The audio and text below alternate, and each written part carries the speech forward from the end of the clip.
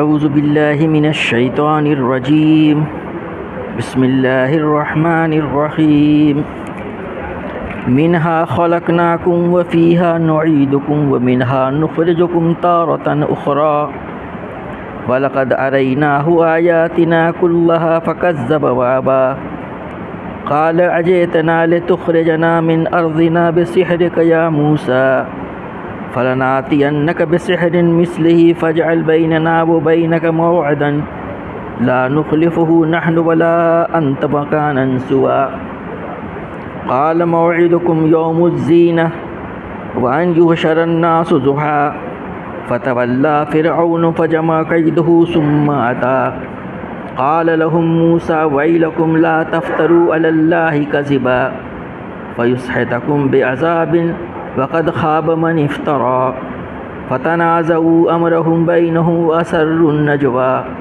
قالوا إن هذان لساحران يريدان أن يخرجاكم من أرضكم بسحرهما ويذهبا بطريقتكم المثلى فاجمعوا كيدكم ثم ائتوا صفا وقد أفلح اليوم من استعلى قالوا يا موسى إما أن تلقي وإما أن نكون أول من ألقى قال بل ألقوا فإذا حبالهم وعصيهم يخيل إليه من سحرهم أنها تسعى فأوجس في نفسه خيفة موسى قلنا لا تخف إنك أنت الأعلى وَأَلْقِ مَا فِي يَمِينِكَ تَلْقَفْ مَا صَنَعُوا إِنَّمَا صَنَعُوا كَيْدُ سَاحِرٍ وَلَا يُفْلِحُ السَّاحِرُ حَيْثُ أَتَى فَأُلْقِيَ السَّحَرَةُ سُجَّدًا قَالُوا آمَنَّا بِرَبِّ هَارُونَ وَمُوسَى صدق اللہ العظیم۔ یہ سورہ طٰہٰ جو 20ویں سورت ہے 16ویں پارے میں، اس کے تیسرے رکوع کی 16 آیات تلاوت کی گئی ہیں، 55 تا 70۔ ابھی یہ رکوع بڑا ہے تاکہ مضمون مکمل ہو جائے۔ ان آیات کریمہ کا ترجمہ اس طریقے سے ہے: اسی زمین سے ہم نے تم کو پیدا کیا ہے، اسی میں ہم تمہیں واپس لے جائیں گے اور اسی سے تم کو دوبارہ نکالیں گے۔ ہم نے فرعون کو اپنی سبھی نشانیاں دکھائیں مگر وہ جھٹلائے چلا گیا اور نہ مانا۔ کہنے لگا اے موسیٰ علیہ السلام، کیا تو ہمارے پاس اس لیے آیا ہے کہ اپنے جادو کے زور سے ہم کو ہمارے ملک سے نکال باہر کرے؟ اچھا، ہم بھی تیرے مقابلے میں ویسا ہی جادو لاتے ہیں، طے کر لے کب اور کہاں مقابلہ کرنا ہے۔ نہ ہم اس قرارداد سے پھریں گے نہ تو پھریو، کھلے میدان میں سامنے آ جا۔ موسیٰ علیہ السلام نے کہا جشن کا دن طے ہوا اور دن چڑھے لوگ جمع ہوں۔ فرعون نے پلٹ کر اپنے سارے ہتھکنڈے جمع کیے اور مقابلے میں آ گیا۔ موسیٰ علیہ السلام نے عین موقع پر گروہ مقابل کو مخاطب کر کے، یہ بریکٹ میں ہے، کہا شامت کے مارو، نہ جھوٹی تہمتیں باندھو اللہ پر، ورنہ ایک سخت عذاب سے تمہارا ستیہ ناش کر دے گا۔ جھوٹ جس نے بھی گڑھا وہ نامراد ہوا۔ یہ سن کر ان کے درمیان اختلاف رائے ہو گیا اور وہ چپکے باہم مشورہ کرنے لگے۔ آخر کار ان لوگوں نے کہا کہ یہ دونوں تو محض جادوگر ہیں، ان کا مقصد یہ ہے کہ اپنے جادو کے زور سے تم کو تمہاری زمین سے بے دخل کر دیں اور تمہارے مثالی طریقے زندگی کا خاتمہ کر دیں۔ اپنی ساری تدبیریں آج اکٹھی کر لو اور ایک آ کر کے میدان میں آؤ، بس یہ سمجھ لو کہ آج جو غالب رہا وہی جیت گیا۔ جادوگر بولے موسیٰ علیہ السلام، تم پھینکتے ہو یا کہ پہلے ہم پھینکیں؟ موسیٰ نے کہا نہیں، تم ہی پھینکو۔ یہ کائک ان کی رسیاں، ان کی لاٹھیاں ان کے جادو کے زور سے موسیٰ علیہ السلام کو دوڑتی ہوئی محسوس ہونے لگی اور موسیٰ علیہ السلام اپنے دل میں ڈر گیا۔ ہم نے کہا مت ڈر، تو ہی غالب رہے گا، پھینک جو کچھ تیرے ہاتھ میں ہے۔ ابھی ان کے ساری بناوٹی چیزوں کو نکلے جاتا ہے۔ یہ جو کچھ بنا کر لائے ہیں یہ تو جادو کا فریب ہے اور جادوگر کبھی کامیاب نہیں ہو سکتا۔ خواہ کسی شان سے وہ آئے۔ آخر کو یہی ہوا کہ سارے جادوگر سجدے میں گرا دیے گئے اور پکار اٹھے، مان لیا ہم نے ہارون اور موسیٰ علیہ السلام کے رب کو۔ فرعون کے دربار میں حضرت موسیٰ علیہ السلام اور حضرت ہارون علیہ السلام پہنچے ہیں وہاں۔ اس کے پیچھے کا تمام واقعہ آپ کے سامنے گزر چکا ہے۔ اللہ تعالیٰ نے حضرت موسیٰ علیہ السلام کو نبوت سرفراز کیا۔ آپ کی استدعا پہ اللہ تعالیٰ نے ان کے بڑے بھائی حضرت ہارون علیہ السلام کو ان کا وزیر بنایا۔ وہ بہت بڑے مشن پہ جا رہے تھے۔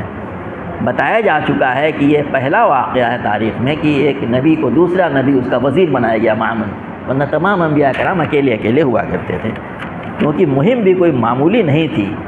فرعون وقت اس وقت کا جو سب سے بڑا سپر پاور تھا، آپ سمجھ سکتے ہیں سپر پاور کے کیا معنی ہوتے ہیں، وہ ظالم و جابر جس نے مسلمانوں کا بنی اسرائیل کا قتل عام کر رکھا تھا، جینوسائیڈ، پاپولیشن کنٹرول، یہ سب باتیں آپ کے سامنے آ چکی۔ اس کے سامنے جانا تھا۔ اب آپ لوگ وہاں گئے ہوئے ہیں دونوں حضرات، اس کے سامنے اپنے بات رکھی ہے۔ تو اس میں اس نے پوچھا تھا کہ تمہارا موسیٰ رب تمہارا کون ہے جس کی طرف سے تم آئے ہو، کیونکہ وہ اپنے بارے میں کہا کرتا نا ربکم الاعلی، میں سب سے بڑا تمہارا ہوں۔ تو اس کا رب کے معنی یہ نہیں ہوتے تھے کہ رب اس معنی میں جیسے کہ پوجنے پاٹنے کے، تو خود فرعون بھی پوچھتا تھا، مندروں میں جاتا تھا، بلکہ اس کا مطلب یہ تھا کہ حکم تو میرا چلتا ہے، میں سب سے بڑا رب ہوں، اس معنی میں کہتا تھا وہ۔ یہ کون آ گیا جو اپنا حکم چلا رہا ہے، اس معنی میں تھا یہ، اور بھی اس کی تفصیلات آتی ہیں۔ تو اس میں حضرت موسیٰ علیہ السلام نے اس کو بتایا کہ میرا رب تو وہ ہے جس نے پچھلی آیتوں میں آ چکا ہے کہ اس نے دنیا کی تمام چیزوں کی تخلیق کی، بھی اس کو ہدایت دی۔ ہر چیز وہی کام کر رہی جس کے لیے اللہ نے اس کو مختص کر دیا ہے۔ ایک چڑیا پیدا ہوتے ہی چگنا شروع کر دیتی ہے، وہ کون ٹیچ کرتا ہے اس کو؟ انسان کا بچہ سب سے کمزور ہوتا ہے، لیکن پیدا ہوتے ہی اس کے فوراً چند لمحوں کے بعد یا منٹوں کے بعد سے وہ فوراً اپنی ماں کے چھاتی کے اوپر جا کے چوسنا شروع کر دیتا ہے۔ کون اس کو بتا رہا ہے؟ یہ تمام چیزیں ایکسپلین کی جا چکی ہیں۔ تو اس کے بعد سے جب اس میں بات پہ بات چلی کرتے کہ اللہ تعالیٰ کون ہے، وہ رب کون ہے، اسی میں جو آج کی آیت تھی جو جو شروع ہوا تھا، منہا خلقناکم وفیہا نعیدکم ومنہا نخرجکم تارۃ اخری، اسی زمین سے جس زمین کا ذکر اس کے پہلے کیا جا چکا ہے، اسی سے ہم نے تم کو پیدا کیا ہے، اسی میں ہم تمہیں دوبارہ واپس لے جائیں گے اور اسی سے تم کو دوبارہ نکالیں گے۔ تو 3 مرحلے ہوتے ہیں انسان کے، پیدا ہوتا ہے موت تک، اس کے بعد سے موت کے بعد سے قیامت تک کا مرحلہ جو ہے وہ زمین میں اندان ڈال دیا جاتا ہے، اور پھر اللہ تعالیٰ دوبارہ اٹھائے گا اس میں۔ تو کہا یہ جا رہا اس کے لیے کہ یہ 3 مرحلے ہیں، یہ بھی اسی زمین میں ہوتے ہیں، اسی جگہ پیش آئیں گے۔ اور کہنے کا مقصد اس کے اندر یہ ہے کہ اس میں آخرت کی دلیل دی گئی ہے کہ جو اللہ تعالیٰ اسی زمین کے اجزاء سے تم کو اس نے پہلی مرتبہ بنایا، تو کیا دوبارہ بنانے پہ قادر نہیں ہے؟ وہی تم کو دوبارہ پیدا کرے گا۔ اس وقت تو نقشہ بھی موجود ہے، سامان بھی موجود ہے، وہ بنانے والا اللہ تعالیٰ ہے۔ تو گویا کہ اس میں آخرت کی ایک دلیل دے دی گئی۔ یہی وہ دعا ہے جو عام طور سے ہم لوگ تدفین کے وقت میں مٹی دیتے وقت پڑھتے ہیں، آپ کو یاد ہوگی اس کے اندر میں۔ تو گویا کہ اسی بات پہ بات نکلتی ہے، تو قرآن پاک جو ہے اللہ تعالیٰ نے اس میں اپنی طرف سے یہ بات بتا دی کہ یہ جو ہے آخرتی دلیل دے دی گئی۔ اب اس کے بعد سے بیچ میں جیسا بتایا گیا تھا کہ حضرت موسیٰ علیہ السلام کا فرعون کا واقعہ قرآن میں سب سے زیادہ بیان کیا گیا ہے۔ تو یہاں پہ اب بہت سی چیزوں کو چھوڑ دیا گیا ہے، انہوں نے ہر طریقے سے اس کو سمجھایا، آفاق انفس کی دلائل دی کائنات میں جو پھیلی ہوئی ہیں، جس سے پتہ چلتا ہے کہ اللہ تعالیٰ ہی جو ہمارا رب ہے، اسی کی بندگی ہونی چاہیے۔ تو اب اس کو اللہ تعالیٰ خلاصے کے طور پہ بیان کرتا ہے، وَلَقَدْ رَعَيْنَاهُ آيَاتِنَا كُلَّهَا فَكَذَّبَ وَأَبَى، ہم نے فرعون کو اپنی سبھی نشانیاں دکھلائیں مگر وہ جھٹلائے چلا گیا اور نہ مانا۔ تو موسیٰ علیہ السلام کی تمام کوششوں کو ایک آیت میں بیان کر دیا گیا کہ انہوں نے ظاہر کہ نبی، اللہ کے جل قدر نبی، تمام انہوں نے دلائل دیے ہوں گے، دیکھو یہ باتیں یہ بتاتی نہیں ہے کہ اللہ ہی ہمارا واحد رب ہے، اور یہ اس کی کیا، اس کا کوئی شریک نہیں ہے، اس کا کوئی دوسرا معبود نہیں ہو سکتا، لا الہ الا اللہ، تمام باتیں آپ نے بتائی ہوں گی۔ اور یہ پہلے ہی بتایا جا چکا ہے کہ دوسرے انبیاء کرام کو معجزے درمیان میں دیے جاتے تھے، لیکن موسیٰ علیہ السلام ایک ایسے مہم پہ جا رہے تھے کہ اللہ تعالیٰ نے جانے سے پہلے ہی ان کو 2 معجزے بڑے دے دیے تھے، بعد میں اور بھی دیے، 9 معجزوں کا ذکر آتا ہے، عصائے موسیٰ اور وہ ہاتھ بغل میں ڈال کے ید بیضا جسے کہا گیا، کیونکہ بہت بڑے سرکش سے مقابلہ درپیش تھا، تو تمام چیزیں انہوں نے دکھائیں، لیکن جو سرکش ہوتے ہیں، جو طاغوت ہوتے ہیں، دنیا میں ایسے لوگ ہوتے ہیں کہ انبیاء کرام اور جیسے قدر انبیاء بھی ان پہ دعوت کا کام کرتے ہیں تو کچھ اثر نہیں ہوتا۔ تو ہی طرح قرآن پاک کہہ رہا ہے کہ ہم نے اس کو تمام ہی نشانیاں دکھلائیں، وہ نشانیاں بھی جو آفاق انفس میں پھیلی ہوئی ہیں، اور وہ بھی جو حضرت موسیٰ علیہ السلام لے کے گئے تھے، مگر وہ جھٹلائے چلا گیا اور نہ مانا۔ کہا گیا ہے فَكَذَّبَ، جھٹلایا اس نے، وہ ابا مانا نہیں۔ اور کیا جواب دیا؟ دیکھیے اگر اس میں آپ غور کریں گے تو تمام زمانے کے جو فرعون ہوتے ہیں، فرعون ایک لقب ہے، کہتے ہیں فرعون وقت بنا ہوا کہا جاتا ہے، وہ ان کا طریقہ بالکل ایسے ہی ہوتا ہے۔ تو کیا کہتا ہے؟ قَالَ أَجِئْتَنَا لِتُخْرِجَنَا مِنْ أَرْضِنَا بِسِحْرِكَ يَا موسیٰ، اس نے کہا اے موسیٰ علیہ السلام، کیا تو ہمارے پاس اس لیے آیا ہے کہ اپنے جادو کے زور سے ہم کو ہمارے ملک سے نکال باہر کرے؟ ایک اقلیت شاید 10% اور مظلوم پوری طرح سے ستائی جا رہی ہے، اس کے بچے قتل کیے جا رہے ہیں، اس سے وہاں کا فرعون کہہ رہا ہے کہ تو جادو کے زور سے ہمیں اپنے ملک سے نکال باہر کرنا چاہتا ہے؟ کیا یہی بات تو دوسرے لوگ کہتے ہیں عظیم اکثریت والے کہ ہم کو نکال باہر کریں گے یہ لوگ؟ یہی بات فرعون کہہ رہا ہے کہ تو اپنے اور جادو کے زور سے۔ کیا آپ نے دنیا میں کبھی دیکھا ہے کہ جادوگر لوگ جو ہے کوئی اس طرح کام کر لیں؟ ایک پلیٹ کھانا تو دے نہیں سکتے آپ کو، کھا لیجیے بھوک لگی ہے تو دکھائیں گے تمام تماشے وہ۔ تو کہہ رہا ہے اس کے بدحواسگی کا معاملہ دیکھیے، اپنی چٹائی کا کہ کیا تو چاہتا ہے کہ ہمیں اپنے جادو کے زور سے ہمارے ملک سے نکال باہر کرے، عوام کو مشتعل کرنا؟ دیکھو بھئی یہ لوگ تو پلان کر رہے ہیں، ہمیں حکومت سے بے دخل کر دیں گے، نکال باہر کرنا چاہتے ہیں، یہ کہہ رہا ہے قرآن پاک میں اللہ تعالیٰ بیان کر رہا ہے جادو کے زور سے۔ نبی صلی اللہ حضرت موسیٰ علیہ السلام کے تمام معجزوں کو وہ جادو کہہ رہا ہے۔ ایک بات یاد رکھیے کہ حضرت موسیٰ علیہ السلام کا واقعہ جب بھی بیان کیا جاتا ہے تو جادوگروں کا ذکر آتا ہے، اور ملک سے بہت سارے جادوگر اکٹھے کیے گئے، اس کا بھی آگے ذکر آنے والا ہے۔ ہر زمانے میں ایسا ہوتا ہے، کچھ نہ کچھ ایسی چیزیں ہوتی ہیں جہاں پہ بڑی رائج ہو جاتی ہیں۔ ہم لوگ جب چھوٹے تھے تو اس زمانے میں سرکس کا بڑا زور تھا، خوب ہوا کرتا، اب تو ختم ہو گیا، اب تو ساری چیزیں یوٹیوب پہ اویلیبل ہیں۔ یہی حال میجیشینس کا بھی تھا، پتہ نہیں کون کون بڑے بڑے میجیشینس ہوا کرتے تھے۔ تو لگتا ہے کہ اس زمانے میں بھی مصر میں اس قسم کا شعبدہ بازی کا اور کھیل کا تھا، الگ الگ علاقوں سے بڑا مصر بڑا ملک تھا، رہے ہوں گے لوگ میں۔ تو انبیاء کرام جو بھیجے جاتے تھے اس زمانے کے چیزوں میں وہ تو نقلی مصنوعی ہوتی تھیں، وہ ریئل چیز دکھاتے تھے۔ تو یہ معاملہ ہوتا اصل میں ہے کہ جو ہے انبیاء کرام جو ہوتے ہیں وہ ہر چیز کے بالکل ماہر ہوتے ہیں، کہ وہ سب نقلی چیزیں لے کے آئے تھے، اللہ تعالیٰ نے معجزہ دیا، وہ تمہارے آگے اس کا ذکر آ رہا ہے۔ تو اس لیے اس نے کہا تھا کہ تم ہمارے اپنی زمین سے ہمیں تم اپنے جادو کے زور سے نکال دینا چاہتے ہو۔ تو وہ کیا کہتا پھر آگے، فَلَنَأْتِيَنَّكَ بِسِحْرٍ مِثْلِهِ، تو ہم بھی تیرے مقابلے ویسے ہی جادو لاتے ہیں۔ وہ نہیں مان رہا ہے، حالانکہ لوگ جو ہے متاثر ہو رہے ہیں اس سے بہت سارے، اس کا ذکر آگے آئے گا اس میں، لیکن ڈر ہے کہ کہتا ہے کہ یہ تو جادو ہی ہے، ہم تیرے مقابلے ہم بھی جادو لاتے ہیں، ہمارے بڑے بڑے جادوگر موجود ہیں یہاں پہ، جادو لاتے ہیں۔ پھر کہہ رہا ہے فَاجْعَلْ بَيْنَنَا وَبَيْنَكَ مَوْعِدًا لَا نُخْلِفُهُ نَحْنُ وَلَا أَنْتَ مَكَانًا سُوًى، تو کہتا ہے کہ ہم بھی تیرے مقابلے اسی جادو لاتے ہیں، طے کر لے کہ کب اور کہاں مقابلہ کرنا ہے، مقابلہ ہو جائے تو جادو کہہ رہا ہے اس کو، ہم ہی لے آتے ہیں بہت سارے جادوؤں کو، اور مقابلے کا دن طے کر لیا جائے، اور اس سے ہم قرارداد سے ہم پھرے نہیں، یہ نہیں کہ این وقت نہیں صاحب وہ آج پوسٹ پون کیا جائے، کینسل کیا جائے، فلاں چیز آگے کہا کہ نہیں، ایک بات طے کر لی جائے، ایک دن مقابلہ ہونا ہے اس میں، اور پھر ہم بھی نہیں ہٹیں گے تم بھی نہیں ہٹنا، اور ایک جگہ طے کر لی جائے۔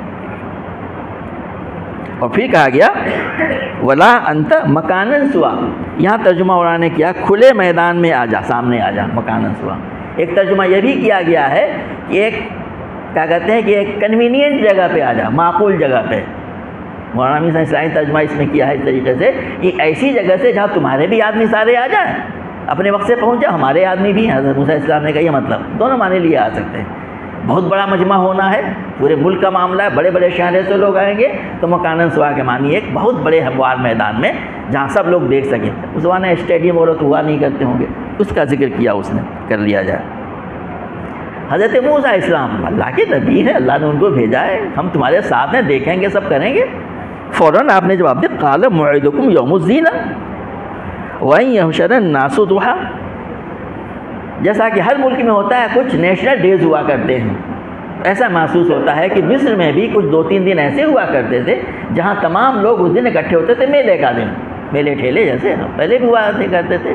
تو کہا کہ قریبی ہونے والا ہے، کوئی نزدیک کا ڈیٹ رہا ہوگا تو کوئی الگ تاریخ طے کرنے کی کیا ضرورت ہے، اسی یوم الزینہ والے دن میں کر لیتے ہیں، لوگ آئیں گے، چھٹی کا دن رہے گا، تمام لوگ آ جائیں گے.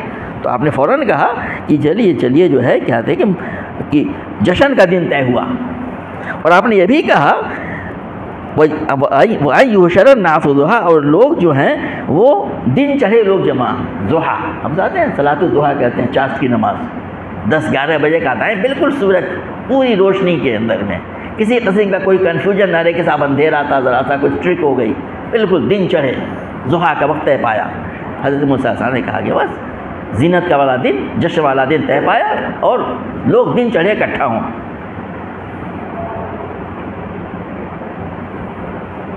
فَتَوَلَّى فِرْعَوْنُ فَجَمَعَ كَيْدَهُ ثُمَّ أَتَىٰ. فرعون نے پلٹ کر اپنے سارے ہتھ کنڈے جمع کیے اور مقابلے میں آ گیا. اب اللہ تعالیٰ تبصرہ کر رہا ہے کہ اب مقابلے کی بات طے ہو گئی. اب وہ سارے ہتھ کنڈے سے کیا مراد اس میں لوگوں نے لیا ہے؟ اس نے ظاہر ہے کہ یہ جو جادوگری تھی یہ ایک آرٹ تھا، اس سے لوگ تماشا دکھا کے کھاتے کماتے تھے. اور جانتے کہ کسی بھی پیشے میں پیشہ ورانہ چپکل وہ ہوتی ہے، کیا کہتے ہیں کہ کمپٹیشن ہوتا ہے، یہ تو اس میں ان کو اکٹھا کرنا ہے، یعنی معاملہ ایک ساتھ ہو کے کرنا ہے. یہاں پہ یہ نہیں دکھانا ہے کہ فلاں زیادہ بہتر، فلاں زیادہ بہتر ہے، سب کو مل کر کے اسی طرف اشارہ کیا جا رہا ہے کہ اس نے فرعون نے جو ہے وہ تمام اپنے ہتھ کنڈے استعمال کر لیا، اس مقابلے کے لیے آ گیا. اور یہاں پہ مقابلہ جو ہے وہ اس نے جادو سے کرنا چاہا. حضرت موسیٰ علیہ السلام کے معجزے کو وہ جادو کہہ رہا ہے. اسی طرف یہاں پہ اشارہ کیا گیا ہے کہ تمام ہتھ کنڈے اس نے استعمال کیے، صرف ان کو اکٹھا کرنے کا ہی نہیں بلکہ ان کو بتانا، جو آگے اس کے بارے میں بات ہے یہ کہ جو ہے یہ معاملہ جو ہے یہاں پہ اگر یہ غالب آ گیا تو کیا کچھ ہونے والا ہے، جیسا کہ ڈرایا جاتا ہے لوگوں پہ. یہ تو ان سے مقابلہ کرنا ہے، جیتنے نہ پائیں، ان کو ہرانا ہے، ان کو مغلوب کرنا ہے. یہ اور آگے بات آ رہی ہے اگلی آیتوں میں جس میں سے اور سب چیزوں سے کہیں. اب حضرت موسیٰ علیہ السلام اللہ کی طرف سے بھیجے گئے ہیں.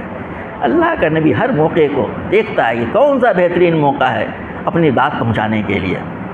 اب لوگ وہاں پہ جمع ہیں، معلوم ہوتا ہے کہ یہاں پہ یہ زینت والا دن نہیں ہے، یہ کیا کہتے ہیں کہ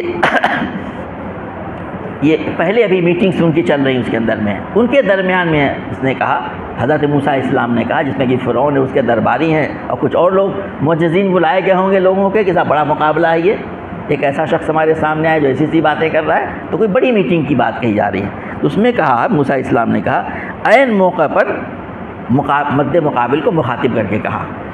دیکھیے اللہ تعالیٰ اللہ کے نبی کے اندر کیا زور پایا جاتا ہے. قال لهم موسیٰ ویلکم لا تفتروا علی اللہ کذبا. شامت کے مارو، نہ جھوٹی تہمتیں باندھو اللہ پر. کیا جھوٹی تہمت باندھنے کی بات ہے؟ ایک مفسر نے کہا کہ اللہ کا رب کا کسی کو شریک ٹھہرایا جائے، یہی تو مقابلہ ہے. آپ فرماتے ہیں کہ نہیں، اللہ رب ایک واحد رب وہ ہے، اور یہ کہ تم بنی اسرائیل کے ساتھ ظلم زیادتی نہ کرو، اس کو ہمارے حوالے کرو. اور ظاہر کہ آپ نے اس کو دین کی دعوت بھی دی، اللہ کے توحید کی. وہ کہتا ہے اچھا حکم تو میرا چلتا ہے، انا ربکم الاعلی، یہ تم کون ہوتے ہو؟ کہنے کہ اس میں کہا ہے، دیکھ معنی یہ دیے گئے اس کے، اور تفسیر میں اس کی گنجائش ہے کہ یہ اللہ کے ساتھ شریک نہ کرو، کسی اور کو رب نہ بناؤ. دوسرے معنی یہ کہ تم یہ نہ، وہ کیا فرماتے ہیں کہ میں اللہ کا نبی ہوں، اللہ نے مجھے نبی بنا کے بھیجا ہے، وہ نہیں مان رہا اس کو، گویا کہ اللہ پہ جھوٹ باندھ رہا ہے. اللہ نے کسی کو نبی نہیں بنایا ہے. وہ ہے اللہ تعالیٰ نے ان کو معجزہ عطا کیا ہے، وہ کیا کہہ رہا ہے؟ یہ جادو ہے. یہ تمام کی تمام چیزیں اس جھوٹ پر، جھوٹی تہمتوں پہ ہے جو فرعون جو کر رہا ہے اس کے اندر. ان تمام چیزیں اس سے مراد ہے کہ جو ہے تم اس کو یہ جادو کا مقابلہ سمجھتے ہو.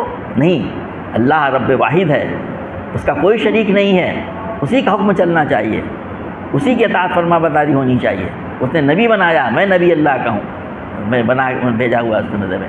اور یہ جو کچھ میں دکھا رہا ہوں یہ اللہ تعالیٰ کی طرف سے معجزہ ہے، یہ جادوگری ساحری نہیں ہے، یہ تمام چیزوں کی طرف اشارہ ہے۔ تو آپ نے اس سے کہا کیونکہ جو وہ بھی کہے گا فَزُسْحِتَكُمْ بِعَذَابٍ،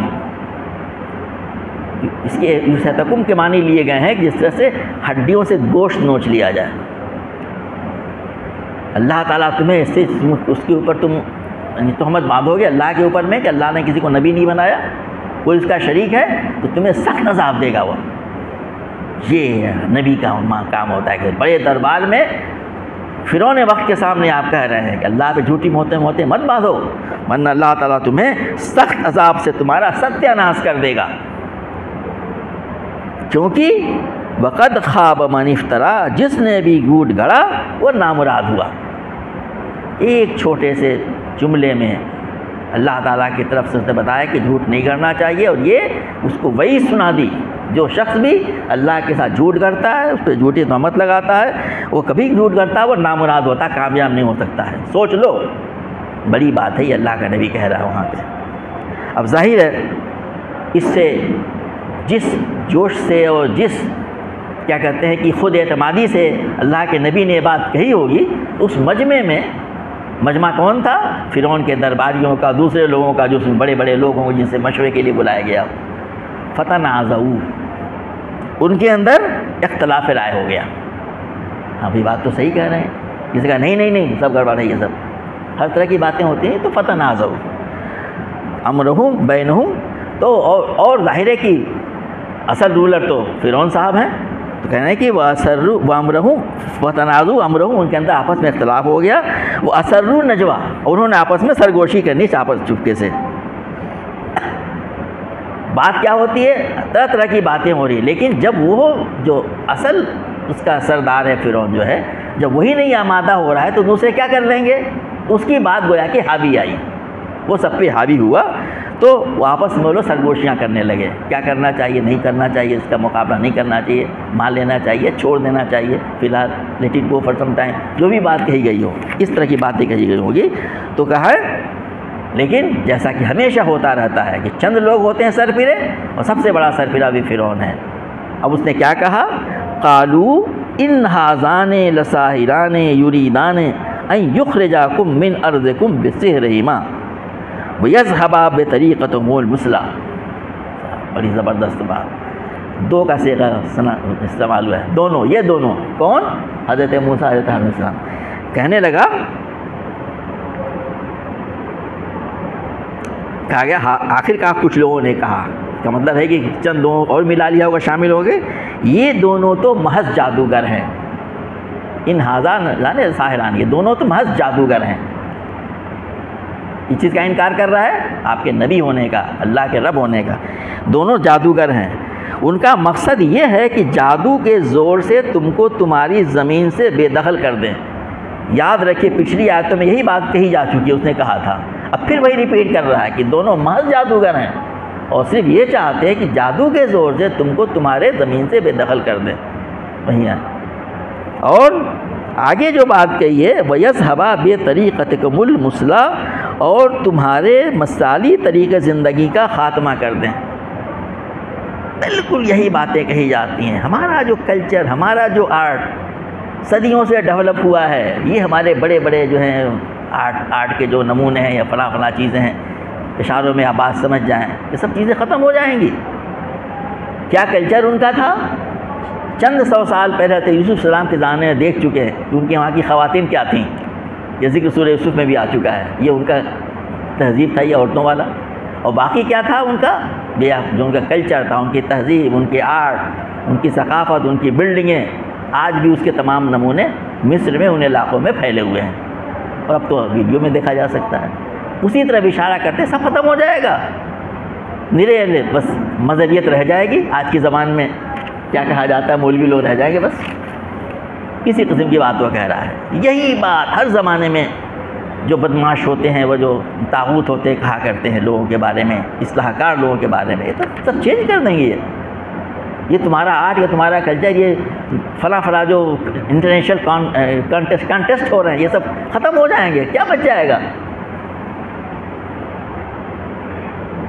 فَأَجْمِعُوا كَيْدَكُمْ ثم تصفا، تو کہا جا رہا ہے، کہا اس نے کہ بس اپنی ساری تدبیریں اکٹھی کر لو اور ایک آ کر کے میدان میں آؤ۔ اس پہ انہوں نے اشارہ کیا ہے کہ جادوگر جو تھے ان کو اکٹھا کیا جانا ہے، پہلے اسے کہہ چکا ہے وہ، تو کہنے کہ اب یہ نہیں ہو جائے کہ اس میں کس کا بڑھیا جادو تھا، بلکہ سب اکٹھے ہو کے مقابلے کو آئیں، ایک آ کر کے آئیں، تم سب کو مل کر کے ان کو ہرانا ہے، یہی کہا اس نے یہاں پہ، سب اکٹھا ہو جاؤ، اپنی تمام تدبیر اکٹھی کر لو، مقابلے کے لیے آ جاؤ۔ اور آگے کیا کہا، وَقَدْ أَفْلَحَ الْيَوْمَ مَنِ اسْتَعْلَىٰ، آج جو غالب رہا وہی جیت گیا۔ خوب سمجھ لیجئے مقابلہ کس چیز کا، ایک نبی سے جادوگر مقابلہ کر رہے ہیں، اگر نبی جیت گیا اور جیتے گا انشاءاللہ، وہ جیتے گا، آگے بات اس کی آ رہی ہے، وہ تو اللہ تعالیٰ کی بات، توحید کی بات پکی ہوگی وہ، اور یہ غالب، یہ جادوگر جو ہے مغلوب ہوں گے، وہ جھوٹا ثابت ہوگا وہ، اور خدا نہ خواستہ اگر اور ادر وے ہوتا for the sake of argument, تو کیا مطلب ہوتا کہ صاحب یہ جادوگر یہ بھی تھا اور ہم نے ہرا دیا اس کو، تو وہی کہہ رہا ہے کہ آج جو جیت گیا، آج جو غالب آ گیا، بس وہ جیت گیا سمجھو، تو سب کو ایک مل کر کے مقابلہ کرنا ہے، یہ اس نے تمام جادوگروں کو اکٹھا کیا۔ اور یہ بھی بتایا ہے، لوگوں نے لکھا ہے کہ اس نے جو ہے دوسری جگہوں پہ اس کا ذکر آتا ہے کہ اس نے جادوگروں میں یہ نہیں کہ چھوٹے موٹے جادو اکٹھا کیا، بلکہ پورے ملک سے جو زیادہ مشہور ترین جادوگر تھے، ہو سکتا جیسے جتنی بڑی ان کی تعداد آئی ان کو چن چن کے لایا گیا اس میں، یہ نہیں کہ شہر میں چھوٹے موٹے جادوگر موجود ہیں، بڑے بڑے جادوگروں کو جو اپنے اپنے فن میں ماہر تھے ان کو لایا گیا تھا اس کام کے لیے۔ اب مقابلہ ہو رہا ہے، قرآن پاک ان تفصیلات میں نہیں جاتا، یوم الزینہ کا دن آیا ہوگا، اس میں سب لوگ آئے ہوں گے، جادوگر آئے ہوں گے، موسیٰ علیہ السلام ایک طرف ہیں، آپ کے بھائی ایک ہیں، اور دوسری طرف جو ہے وہ فرعون، اس کے یعنی سلطنت اور تمام جادوگر ہیں۔ اب آگے کا واقعہ بیان کیا کہ قالوا یا موسیٰ اما ان تلقی او اما ان نکون اول من القی، اب یہ جادوگر بولے موسیٰ علیہ السلام تم پھینکتے ہو پہلے یا ہم پھینکیں، جیسا ہر جگہ ہوتا ہے، کسی بھی قسم کا میچ وغیرہ ہوتا ہے تو وہاں پہ ایک ٹاس ہوتا ہے، جانتے ہیں آپ، تو جادوگر پوچھ رہے سب مل کر کے، ظاہر ہے کہ وہ زیادہ تعداد میں کہ آپ پھینکیں گے پہلے ہم پھینکیں، کون شروع کرے؟ اللہ کے نبی کو کتنا توکل ہوتا ہے، کتنا اعتماد ہوتا ہے اللہ تعالیٰ کے اوپر میں۔ حضرت موسیٰ علیہ السلام نے کہا کہ ہاں نہیں تم پہلے تم ہی پھینکو، تو موسیٰ علیہ السلام نے کہا قال بل القوا، قال نے کہا کہ نہیں تم ہی پھینکو۔ حضرت موسیٰ علیہ السلام فرماتے ہیں کہ تم ہی پھینکو جادوگروں سے، وہ تو انتظار میں بیٹھے تھے، چاہتے ہی تھے کہ ہاں ہمارا نمبر پہلے ہے، جیسے ہوتا ہے آج کل بھی اس قسم کے۔ فَإِذَا حِبَالُهُمْ وَعِصِيُّهُمْ يُخَيَّلُ إِلَيْهِ مِنْ سِحْرِهِمْ أَنَّهَا تَسْعَىٰ، انہوں نے کیا پھینکا؟ دیکھیے جادو آپ نے دیکھا ہوگا، جو جادوگر ہوتے ہیں یعنی جو ٹرکری ہوتی ہے اس میں بہت سارے آئٹمس ہوتے ہیں، لیکن یہاں پہ چونکہ انہوں نے دیکھا تھا حضرت موسیٰ علیہ السلام جو ہیں اپنی لاٹھی پھینکتے ہیں، اژدھا بن جاتا ہے، سانپ بن جاتا ہے، تو انہوں نے بھی صرف وہی کا مظاہرہ کیا اور سب چیزیں نہیں لائے کہ کبوتر نکال لیں، فلاں نکال لیں، فلاں نکال لیں، وہ رسی اور لاٹھی، انہوں نے اپنے رسیاں اور لاٹھی پھینکے، تو حضرت موسیٰ علیہ السلام کو ایسا لگا کہ جادو کے زور سے یہ دوڑتی ہوئی محسوس ہونے لگیں۔ قرآن نے جو ذکر کیا ہے یخیل الیہ، خیال ہوتا ہے، وہ بن نہیں جاتی ہیں، جادو جو ہوتے ہیں وہ ٹرکری ہوتی ہے، وہ کیا ہوتا ہے خود ہم اس کا مشاہدہ کر چکے ہیں، آپ نے کیا ہوگا اس میں، تو کچھ بن نہیں جاتا بلکہ ایسا محسوس ہونے لگتا ہے۔ ہمارے چوتھے بیچ کا ایک اسٹوڈنٹ تھا، وہ یہ کام کرتا تھا، اس سے 2-3 پروگرام ہمارے ڈپارٹمنٹ نے کیے تھے، آج تک میں سوچتا ہوں کہ کیسے کرتا تھا، وہ نہیں مجھے سمجھ میں آیا کسی ایک کے بارے میں بھی وہ کیسے کرتا تھا۔ یہی ایک آج ہم نے آئی ٹی بامبے کے ایک بڑے انٹرنیشنل کانفرنس میں، وہاں کے KMK وہ بھی تھے لڑکے، انٹرنیشنل مجمع میں انہوں نے کیا 2004 کی بات ہے، آج تک میری سمجھ میں نہیں آیا کہ سارے مجمع میں جو انٹرنیشنل پارٹیسپینٹس ہیں کیمیکل انجینئر پروفیسر، یہ بات کیسے how they are doing it, اور ایک جملہ پر کہا کہ بھائی ان کو جاب کی پرابلم نہیں ہوگی، they can earn more by trickery rather than their chemical engineering profession. تم بتانا ہی چاہتے ہیں کہ ایسی ٹرکری ہوتی ہے، وہ کوئی اصل میں نہیں ہوتا ہے، اسی لیے یہاں پہ فرمایا گیا ہے کہ وہ ان کو ایسا محسوس ہونے لگا جیسے دوڑتی بھی آ رہی، وہ جو انہوں نے رسیاں اور لاٹھی پھینکے جادوگروں نے۔ فَأَوْجَسَ فِي نَفْسِهِ خِيفَةً مُوسیٰ، تو موسیٰ علیہ السلام اپنے دل میں ڈر گیا، نبی بھی انسان ہوتا ہے، یہ بات ہمیں یاد رکھنا چاہیے.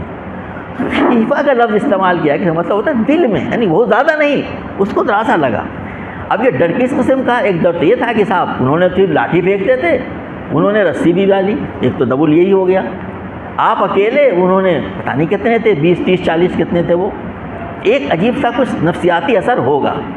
دوسرے ایک بانی یہ بیان کی، وہ بھی بات بڑی اچھی جچتی ہوئی لگتی ہے کہ آپ نے جب یہ چیز دیکھی تو آپ نے تو سمجھا کہ جادو ہے یہ، لیکن مجمع تھا وہاں پہ.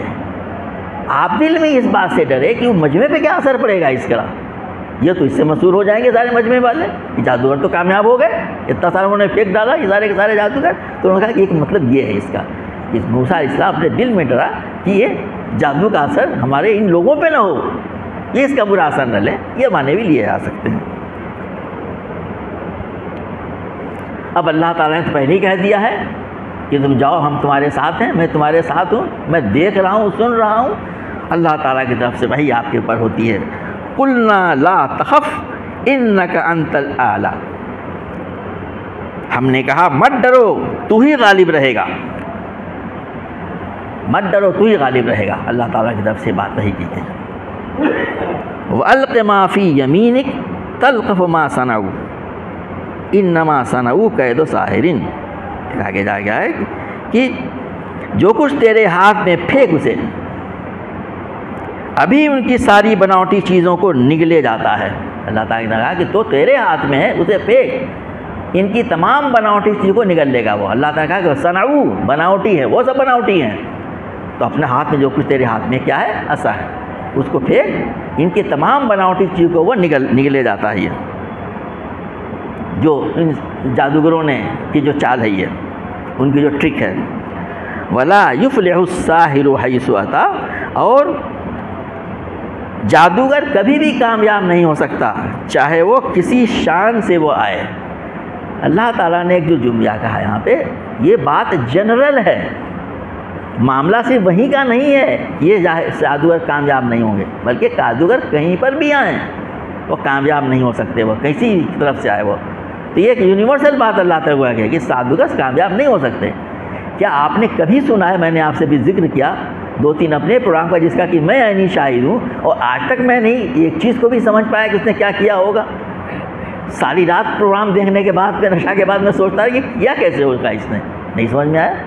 کہ اس کے باوجود کیا کبھی آپ نے سنا ہے کہ جادوگروں نے جو ہے کوئی ملک پہ قبضہ کر لیا ہو، کوئی حکومت بنا لیا ہو، انہوں نے کہیں پہ ٹکٹ پہ جیت گئے ہوں، کہیں پہ بہت سارے کھانے تیار کر لیے ہوں؟ کبھی نہیں دیکھا ہوگا آپ نے وہاں پہ.